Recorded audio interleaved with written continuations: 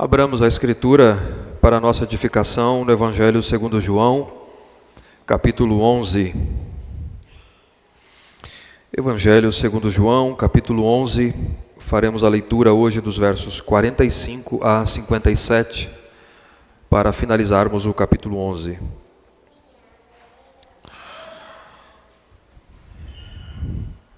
Nós queremos saudar mais uma vez aqueles que nos visitam nessa manhã, a Igreja do Senhor, e aqueles que nos acompanham pelo nosso canal. A nossa expectativa é que o Senhor fale com todos, em nome do Senhor Jesus.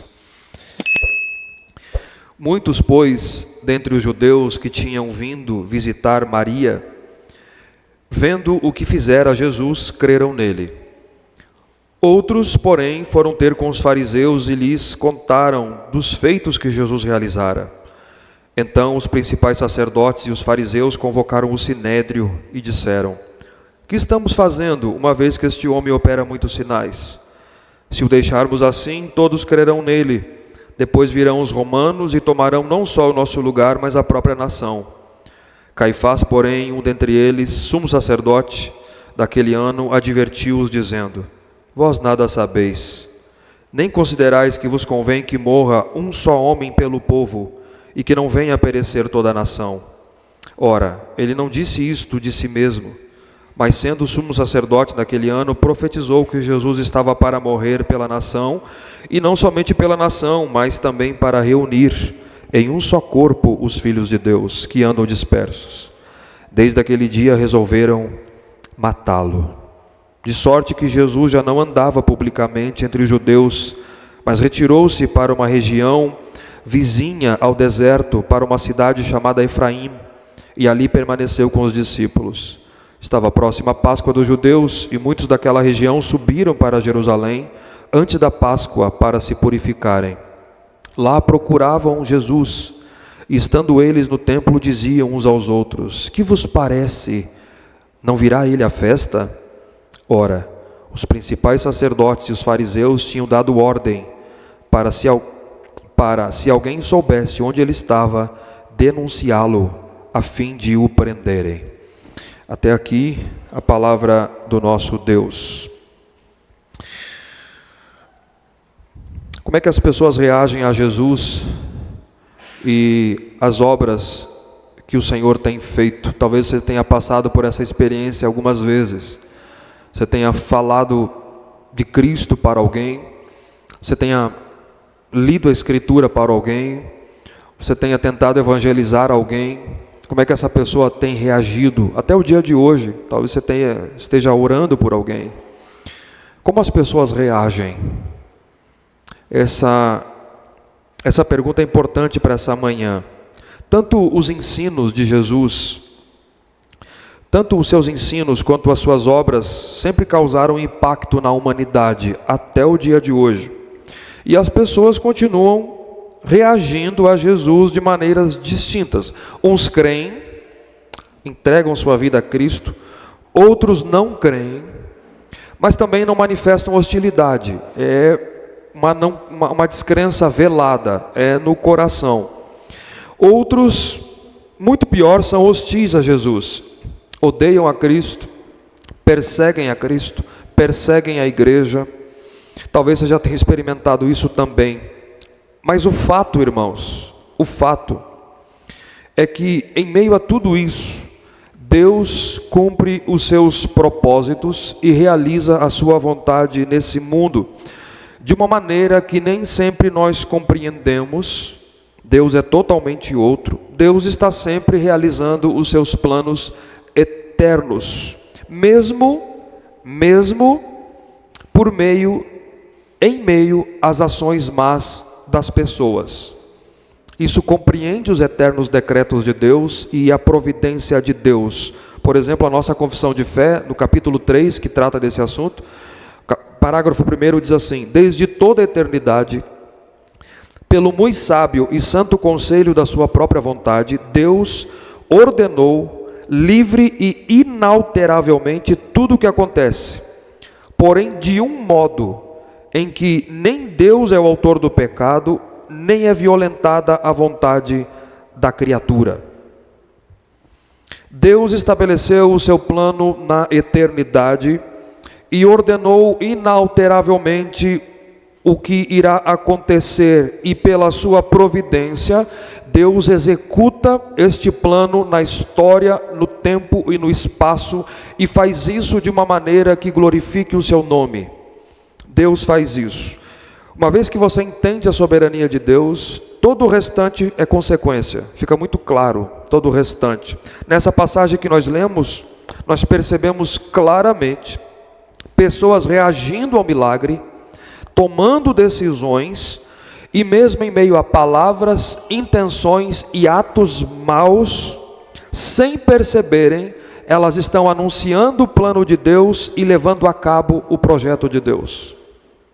Isso que nós veremos aqui nessa manhã, e você vai perceber que esse já começa a terceira divisão aqui do livro de João, do capítulo 11, verso 47, até o 20, verso 31, é a segunda metade do seu evangelho, quando João começa a explicitar que Jesus veio para morrer como Cordeiro de Deus.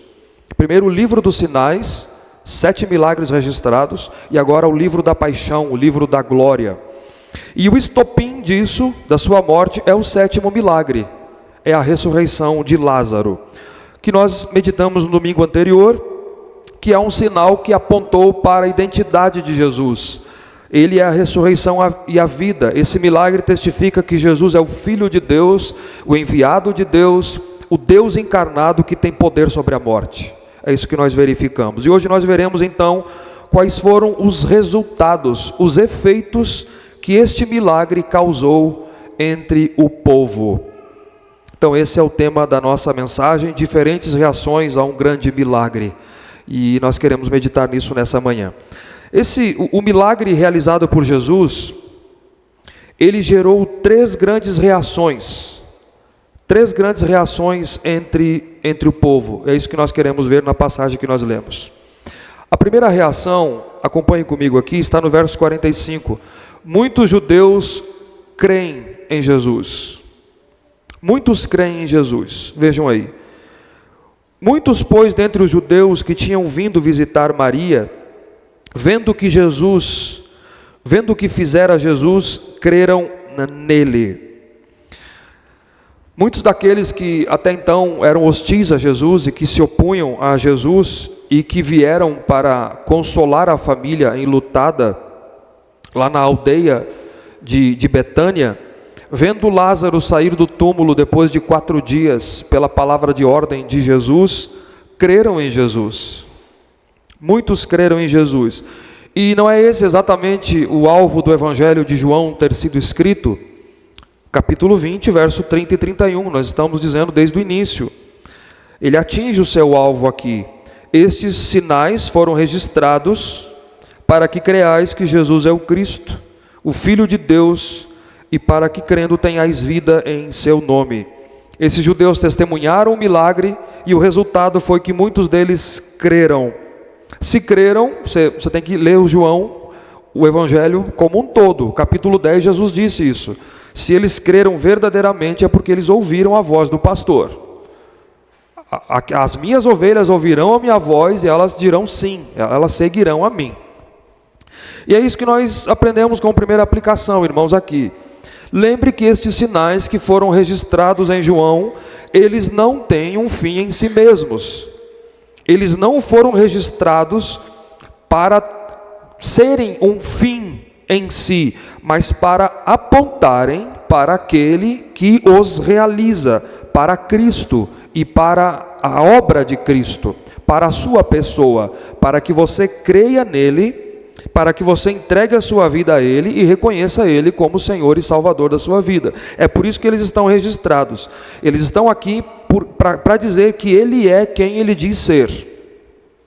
Ele é quem Ele diz ser. Ele é o Filho de Deus que veio a esse mundo condenado por causa dos seus próprios pecados, por conta dos seus pecados, para que aquele que crer nele tenha o perdão da culpa dos seus pecados e do poder dos pecados, da escravidão, seja liberto, salva da escravidão do seu pecado e tenha a vida eterna no seu nome. Essa é a razão de Cristo ter vindo a esse mundo, e os milagres apontam para esta mensagem, para a sua pessoa.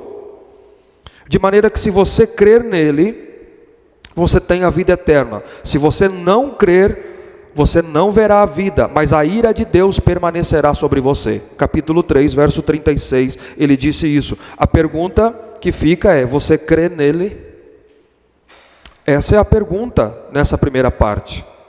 Você crê nele? Ou quando você olha para os sinais, o que é que você pensa? Ele é o Filho de Deus, eu creio nele. Mas eu preciso dizer mais alguma coisa aqui que é importante no nosso contexto brasileiro. Deus pode, Ele é Deus e Ele opera milagres e maravilhas e sinais. Ele pode fazer isso. Deus cura e Deus opera milagres respondendo à oração da igreja. Ele é soberano, Ele faz aquilo que Ele quiser. Mas você precisa entender que você não precisa mais ver milagres dele hoje para poder crer nele. Não. Eles já foram registrados no texto sagrado para que você creia. Os milagres já estão aqui para que você olhe e diga: Ele é o Filho de Deus. Eles já cumpriram este propósito. Já cumpriram. Deus pode, e nós oramos por isso. Mas Deus não é, entenda o que eu vou dizer, não é obrigado a fazer isso, porque eles já cumpriram os seus propósitos. Eles já foram registrados para que você creia em quem Ele é, sem ter que Ele precise fazer outros sinais para que você creia nele. É isso que João está dizendo com os sinais aqui. Então essa é a primeira, porque às vezes os crentes ficam frustrados, muito crente anda frustrado com Deus, porque Deus tem que fazer milagre para que ele creia, senão ele diz, faz até assim, né, botar Deus contra a parede, faz até propósito: o Senhor não fizer, eu não vou crer. Mas já estão aqui para que você olhe e diga: eu creio nele. Deus não tem que fazer mais isso. Ele é soberano, mas não tem mais o propósito. Entendam isso. Essa foi a primeira reação, então, ao milagre que nós observamos na passagem, o milagre realizado por Jesus. Muitos creem em Jesus. Mas há uma segunda reação ainda, dos versos 46 a 54. Se muitos judeus creem em Jesus, os líderes judeus decidem matar Jesus. Essa é a segunda reação. O sinédrio decide matar Jesus. Vejam comigo o verso 46. O verso 46 começa com outros judeus que foram contar para os fariseus o milagre realizado por Jesus. Vejam aqui. Outros, porém, foram ter com os fariseus e lhes contaram dos feitos que Jesus realizara. A ideia do texto é dividir estes judeus em dois grupos. Como antes eles estão divididos acerca de Jesus. Enquanto muitos creram, outros dentre eles continuaram hostis. Essa é a ideia do texto. É dizer que outros continuaram hostis, e eles foram então aos fariseus, aos seus líderes, contar o que Jesus fizera, porque, para dizer, nós temos que tomar alguma atitude para com esse homem. Alguma coisa tem que ser feita. Eles se juntam então aos líderes para dizer que alguma coisa tem que ser feita com esse homem. E os líderes então, verso 47 e 48, os fariseus e sacerdotes convocam uma reunião com o sinédrio para exporem o problema e para exporem a preocupação que eles têm. Vejam aí, 47 e 48. Então, os principais sacerdotes e fariseus convocaram o sinédrio. O que é o sinédrio? O sinédrio é o Conselho Supremo Judicial e Religioso de Israel. Era a alta corte, o tribunal de Israel, composta de 71 membros, sumos sacerdotes, aristocratas, anciãos e mestres da lei, encabeçado pelo sumo sacerdote, que ele vai dizer na sequência aqui que é Caifás, da vez, era Caifás. Então, eles tinham a intenção de matar Jesus mais cedo. Você percebe no capítulo 5, verso 18, depois da cura do paralítico de Betesda, ele já tem a intenção de matar Jesus. E várias tentativas de prendê-lo. Capítulo 7, verso 32 e 45 também. Só que agora chegou um momento complicado. Porque na mente deles, agora, ameaça o futuro da nação de Israel. É o que eles vão dizer na sequência. Então, uma decisão precisa ser tomada. Os milagres aumentam a popularidade de Jesus, muitas pessoas estão crendo em Jesus, e a ressurreição de Lázaro é a gota d'água, é o ponto culminante disso. Então eles convocam o Sinédrio, que alguns expositores acham que não é uma reunião oficial, mas eles chegam a uma decisão oficial acerca de Jesus. Eles dizem ao Sinédrio, e disseram: o que estamos fazendo, uma vez que este homem opera muitos sinais? O que nós estamos fazendo? Esse homem não para de fazer sinal, o que nós vamos fazer com isso? Ele está pensando nos sinais realizados que nós estamos estudando até aqui, e muitos outros que nem foram registrados por João. Mas qual é o verdadeiro temor deles? Qual é a verdadeira preocupação? Está no verso 48. O versículo 48 mostra a verdadeira preocupação deles. É essa aqui: se o deixarmos assim, todos crerão nele. Depois virão os romanos e tomarão não só o nosso lugar, mas a própria nação. A razão do temor deles e decidirem matar Jesus foi política. Nada novo debaixo do sol, né? A decisão é política. Esses homens não queriam perder a influência que eles tinham sobre a nação. Por quê?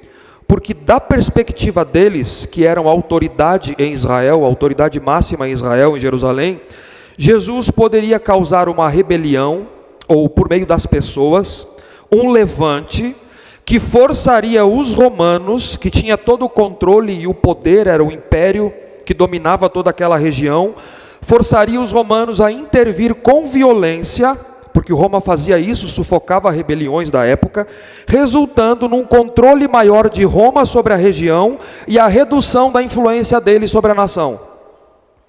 Esse era o medo. Por isso que eles dizem isso: virão os romanos e tomarão o nosso lugar aqui. E não só isso, da própria nação. A expressão aqui que é utilizada por João, tomar o nosso lugar, diz respeito à cidade de Jerusalém e o templo. Eles virão e tomarão a cidade e o templo. Então você percebe que a preocupação não era a blasfêmia, mas é a possibilidade de perderem a posição e de Roma intervir com toda a força. Tá? Então, se formos parafrasear aqui, o medo deles, o que eles estão dizendo ao Sinédrio é o seguinte: em breve, o que nós vamos fazer com esses sinais? Com esse homem? Em breve todos crerão nele como Messias político de Israel. Todos vão crer. E se nenhuma decisão, se nada for, nenhuma ação for tomada, os romanos, ao ouvirem sobre o Messias, que está por liderar uma rebelião contra Roma, eles virão, tomarão o nosso lugar, tomarão a cidade, tomarão o templo, por liderarem uma rebelião contra o governo. E nós como nação. E de fato, irmãos, muitas rebeliões no primeiro século também eram de natureza messiânica. Muitas rebeliões que houveram foi de natureza messiânica. Porque nesse entusiasmo, era o medo deles, o medo do entusiasmo das pessoas em relação a Jesus pudesse ser interpretado por uma rebelião como outras que existiram, e de fato existia isso. Cerca de 30 anos depois de Jesus dizer isso, houve uma rebelião judaica no ano 66, que culminou com a descida dos romanos a Jerusalém e a destruição do templo no ano 70. Foi feito um cerco de Jerusalém e o templo foi destruído no ano 70. Então esse é o problema e o temor deles.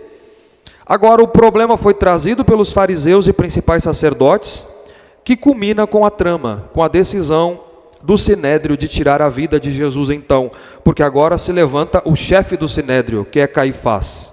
Caifás toma a palavra, veja no verso 49 e 50. Caifás, porém, um dentre eles, sumo sacerdote daquele ano, advertiu-os dizendo: vós nada sabeis, nem considerais que vos convém que morra um só homem pelo povo, e que não venha a perecer toda a nação. Caifás era um saduceu, e ele era genro de Anás. Anás foi um sumo sacerdote anterior que havia sido deposto pelos romanos. Os romanos faziam isso, eles controlavam todos os cargos do governo, inclusive o do sumo sacerdócio. E Caifás era o presidente do sinédrio nessa ocasião, e era o chefe dos sacerdotes. E ouvindo o problema dos fariseus, relatado no verso 47 e 48, ele percebe que ninguém toma uma posição, e o presidente fala então. E ele diz isso: vocês nada sabem. Bota arrogante, né? Pensa em alguém arrogante, vocês não sabem nada, né? Veja a palavra dele agora, muito importante aqui. É melhor que morra um só homem, a fim de que não pereça toda a nação. Nas palavras de Caifás, Jesus deve morrer para que a nação de Israel não venha a perecer. É evidente que Caifás disse isso, sentenciando Jesus à morte, visando manter-se no poder. Ele era um homem egoísta, ele era um homem hipócrita, e Jesus então deveria ser sacrificado na mente dele para manter o povo judeu longe da ira de Deus, bem como para mantê-lo no poder, porque senão há uma intervenção romana.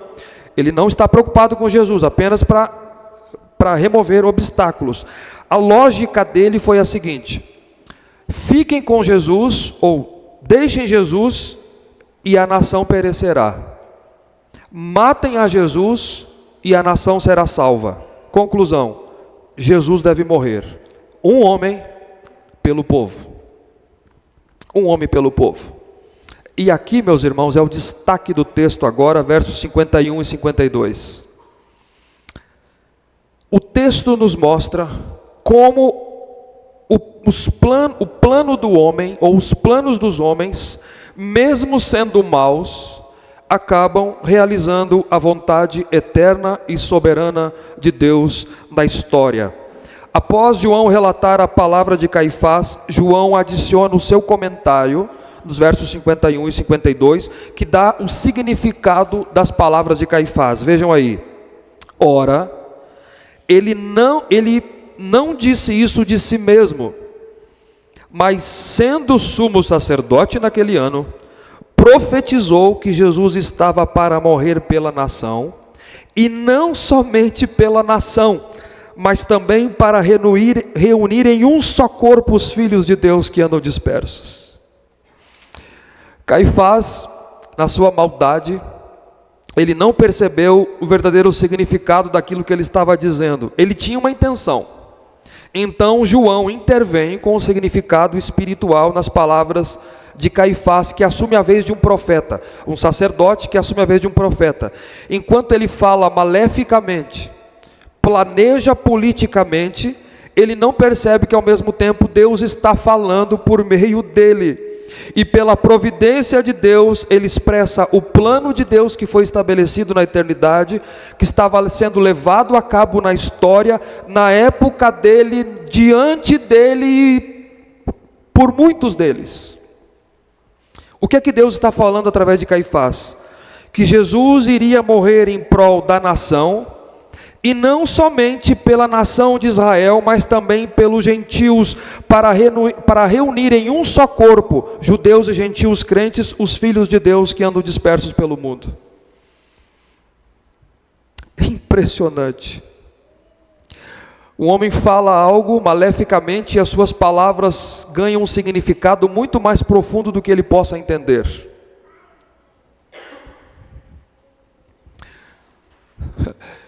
O sacrifício expiatório de Cristo em nosso lugar.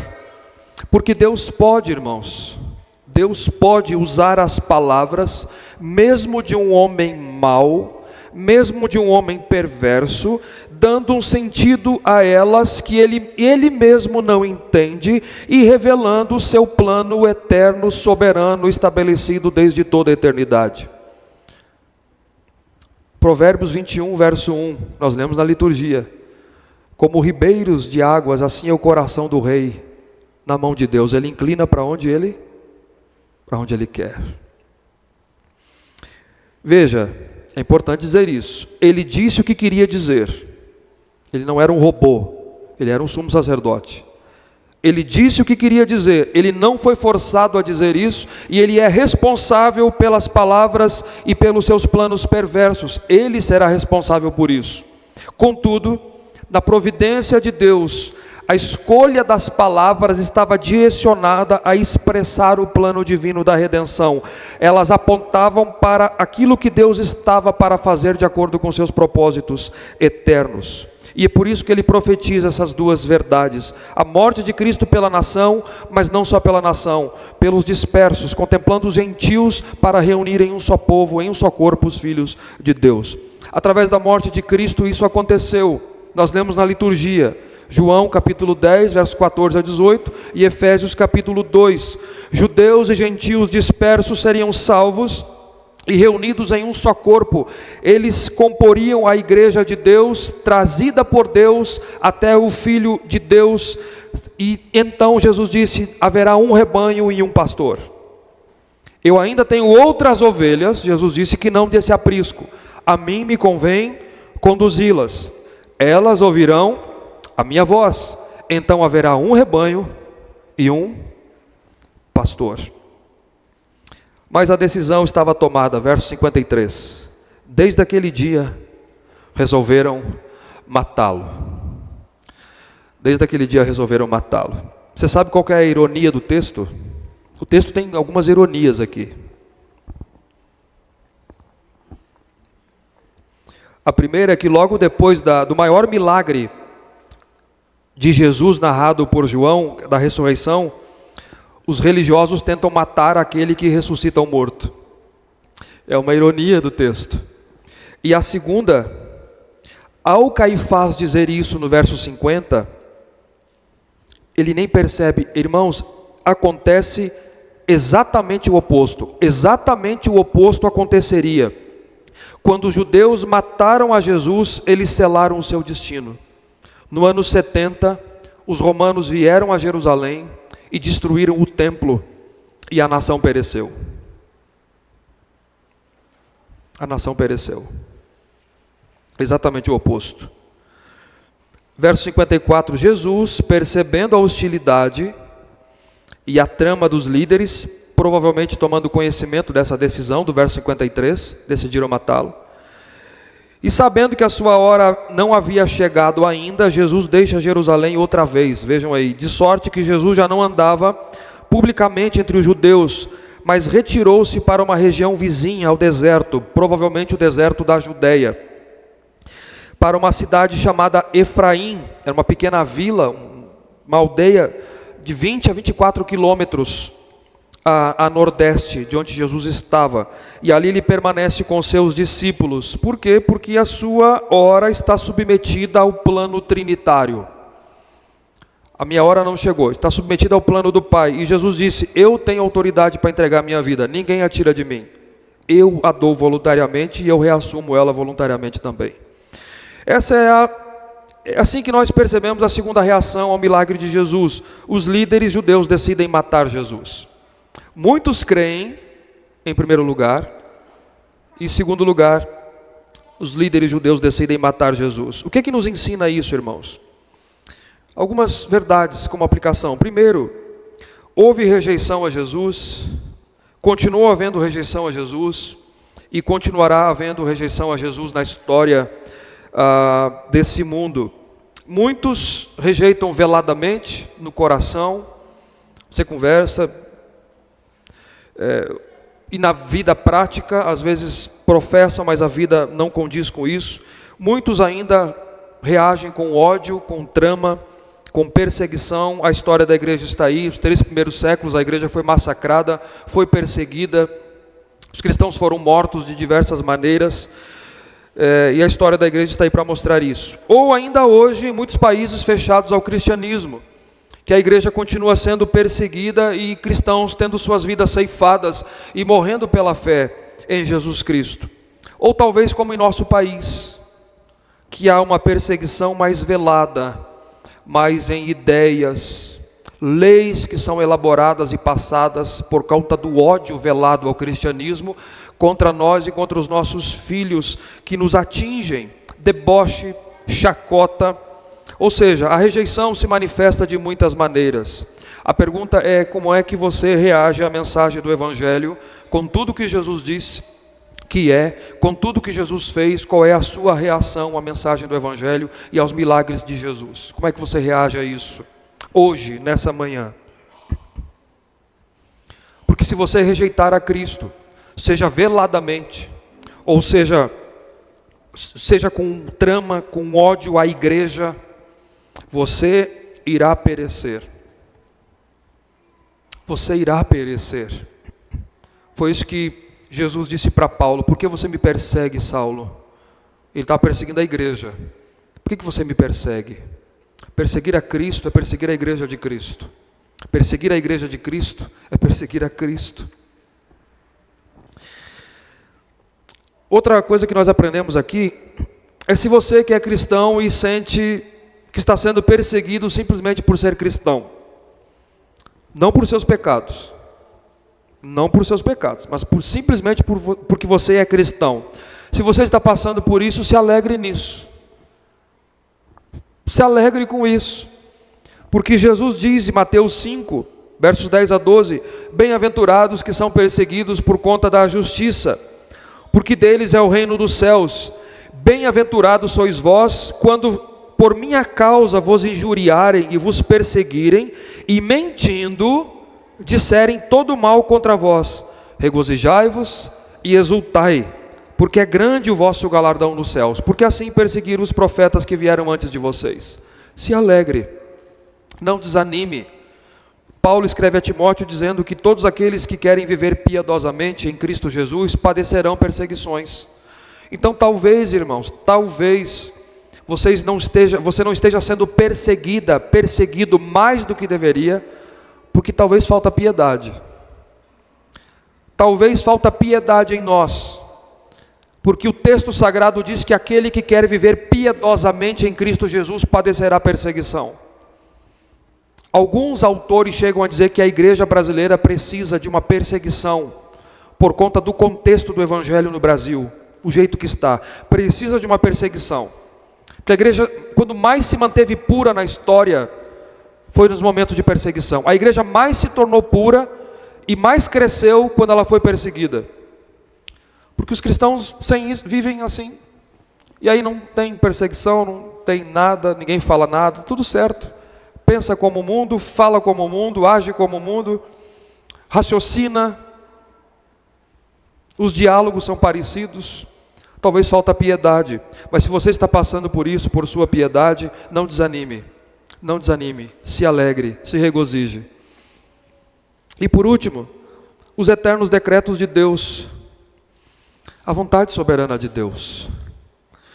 O texto nos mostra, mais uma vez, como os planos dos homens, mesmo sendo maus, ainda que não compreendemos, eles acabam realizando a vontade de Deus, enquanto eles se tornam responsáveis pelos seus atos. Foi isso que Pedro disse no dia de Pentecostes, que nós lemos na liturgia, a estes homens, principais sacerdotes e fariseus. Vocês, no capítulo 2 de Atos, ele diz, capítulo 2, verso 22 e 23, fala de Jesus como varão aprovado de Deus diante de vós, com milagres, prodígios e sinais que o próprio Deus realizou por intermédio dele, mas ele foi entregue pelo desígnio e pela presciência de Deus. Aí Pedro diz: vós o matastes, crucificando-o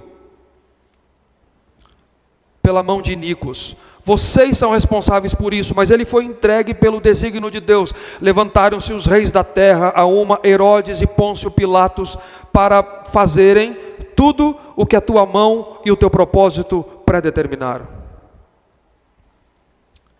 As pessoas tomam decisões, nós tomamos decisões, as pessoas planejam o dia todo, falam o dia todo e são responsáveis por isso, mas no final, de uma maneira que nós não compreendemos, ninguém pode impedir o agir de Deus. Deus está levando a cabo, Deus está levando à consumação esse projeto. Por que eu estou dizendo isso? Pelo simples fato de que você e eu não precisamos compreender tudo em Deus para termos paz em Deus. Esse é o problema do cristão. O cristão hoje acha que tem que entender todas as coisas para descansar no Senhor. Nós não temos que entender tudo para descansarmos em Deus, para termos paz em Deus. Apenas confie.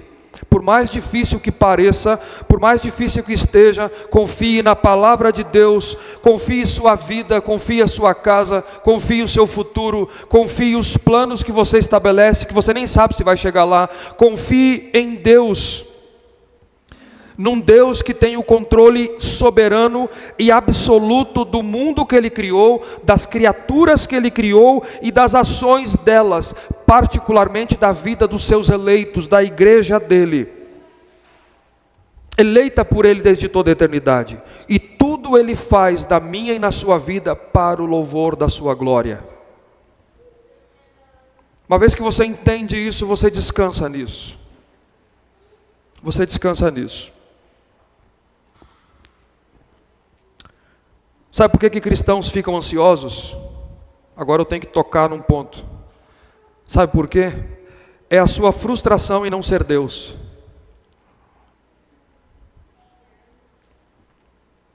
Porque você não tem o controle de tudo, você não sabe de tudo e não pode fazer tudo. E porque você não é Deus, você fica ansiosa, você fica ansioso.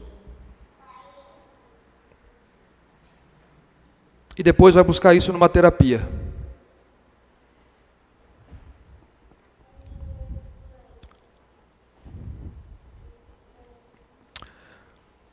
Essa é a segunda reação. Confie no Senhor. A segunda reação dos sinédrio que decide matar Jesus. Após essa segunda reação, Jesus se retira por um tempo, para um tempo de reclusão com seus discípulos. Verso 54 diz isso. Longe da ira de Jerusalém, mas perto o suficiente para voltar para a Páscoa. E nós percebemos então uma terceira reação aqui, já na festa da Páscoa. Jesus está retornando.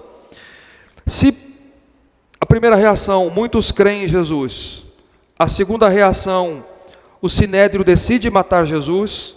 A terceira reação que nós percebemos é da multidão em Jerusalém entusiasmada à procura de Jesus.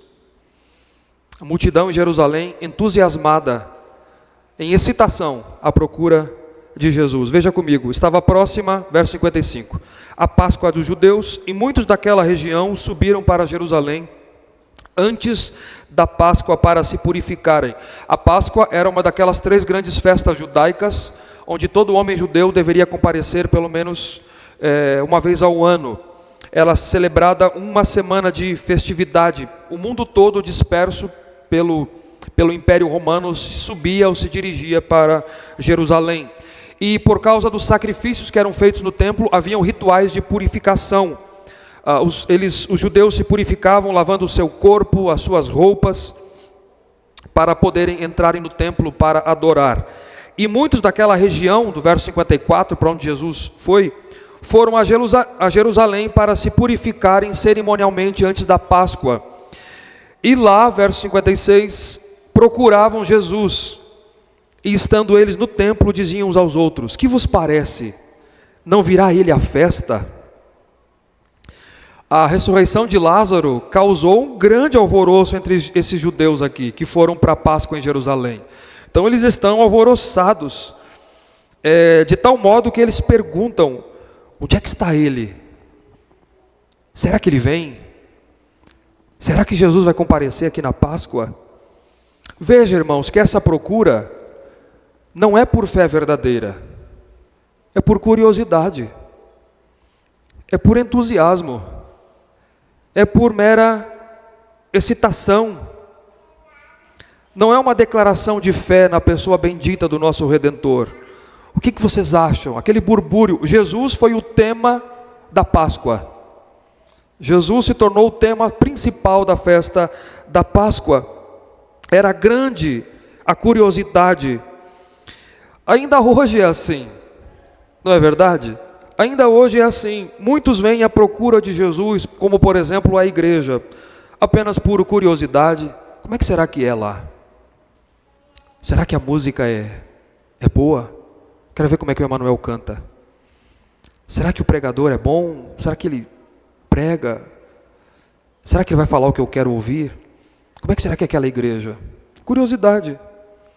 Ou entusiasmo por algo que presenciaram e viram. Meu irmão foi abençoado, minha irmã, minha mãe, minha tia, eu quero ir lá conhecer, eu preciso saber o que está acontecendo lá. Entusiasmo.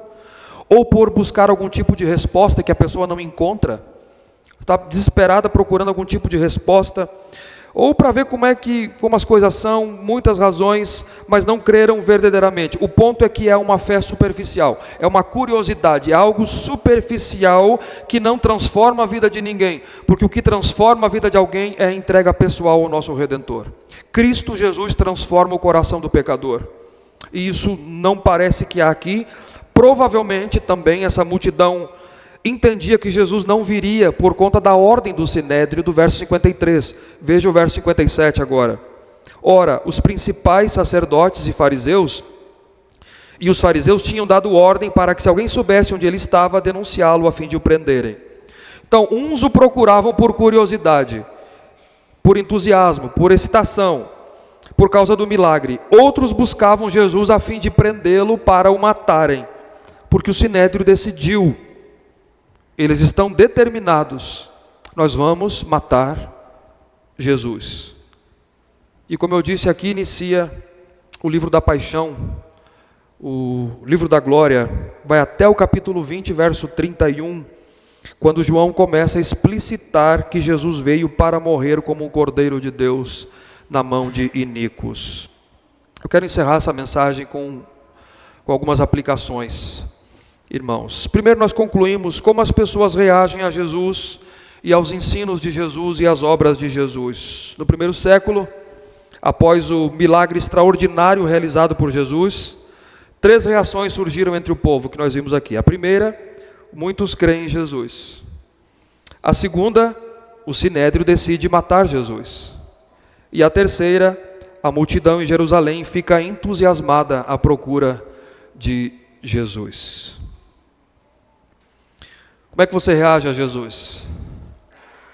Depois de tudo que você leu até aqui, 11 capítulos, tudo que você sabe, tudo que você ouve, como é que você reage a Cristo, ao que Ele diz, aos seus ensinos? Quando você lê um milagre desse extraordinário, qual é a sua reação, o seu pensamento? Eles foram registrados para que você creia nele, e para que você crendo nele, você tenha vida eterna no seu nome. Esse é o alvo de João, você crê nele. Você perceba a doutrina da salvação, ela é muito ampla no texto.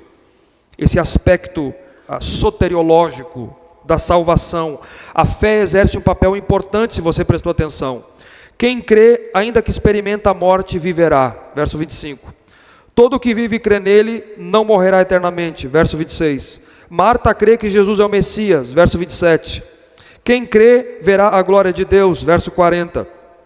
A oração audível de Jesus e a sua palavra de ordem audível tem o objetivo de fazer os presentes crerem que Ele é o enviado de Deus, verso 42, e o verso 45, muitos creem nele. Essa é a fé salvadora. A fé exerce um papel importante, mas ela não é um entusiasmo, ela não é uma excitação, ela não é a busca de bênção ou curiosidade como da multidão aqui em Jerusalém, simples curiosidade, mas a fé é uma fé depositada na pessoa bendita do nosso Redentor, na pessoa de Cristo como Salvador pessoal seu, é uma entrega pessoal a Ele para perdão de pecados e a vida eterna. Você tem também, em segundo lugar, o ensino da igreja, eclesiológico aqui. Jesus morreu para juntar em um só corpo todos os filhos de Deus, dentre judeus e gentios. Nós somos a igreja do Senhor, de todas as tribos, raça, nação e língua. Dê valor à igreja. Dê valor à igreja a qual você pertence. Essa visível é uma expressão da igreja invisível, que só Deus sabe quem é. Dê valor à igreja que você pertence. Você foi reunido nesse corpo, isso foi obra da Trindade, foi um plano da Trindade para estabelecer você. Dê valor a isso. Quantos crentes não valorizam a igreja? É resultado da obra de Deus na sua vida. Se você não crer, terceiro lugar, e ainda decidir perseguir a igreja, você permanecerá nos seus pecados. Essa é a mensagem para a sua vida, essa é a má notícia. Se você crê na boa notícia, você é livre da má notícia. Mas se você não crê na boa nova, você permanecerá na má notícia e o resultado é condenação eterna. Ouça a palavra de Deus nessa manhã falando com você. E por último, descanse em Deus, descanse na vontade de Deus, na providência de Deus, nos planos inalteráveis de Deus. O plano eterno de Deus você compreende, você percebe que Ele compreende os que creem, os que rejeitam e planejam a sua morte e os que ficam apenas curiosos. O plano de Deus abrange tudo. Descanse na vontade de Deus para a sua vida e naquilo que você está vivendo. Confie no Senhor. Confie no Senhor. Que Deus abençoe a sua vida nessa manhã. Fiquemos de pé em nome de Jesus.